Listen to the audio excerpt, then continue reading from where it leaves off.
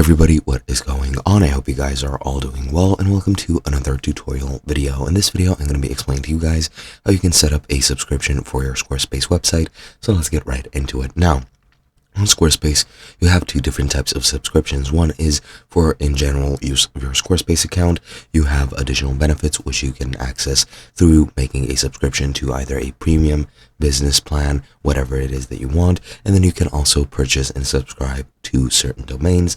If you want to change your domain of your site, you can purchase one and edit the DNS records, edit any other records, and publish your site and make it public. Now, first thing we're going to do to actually subscribe, as you can see, because I'm using a trial website, it says it ends in 14 days or in 2 weeks.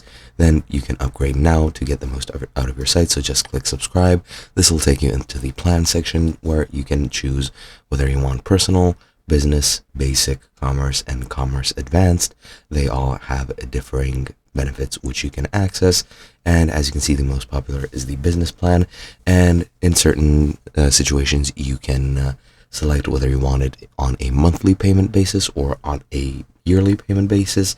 Of course, if you choose yearly, the monthly subscriptions will be cheaper, so it will go down and be cheaper per month, basically, even though you'll be renewing it once per year. But yeah, you just select any of these plans, enter your payment information, and then you're done.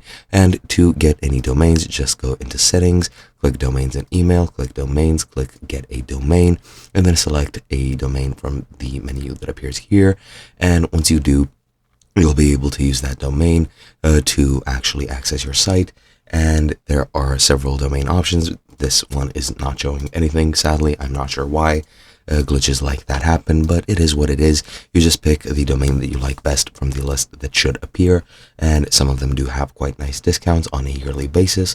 So yeah, just keep your eye out and subscribe to whatever you want, and that's basically it. Hope you guys enjoyed, and I'll be seeing you guys in another video.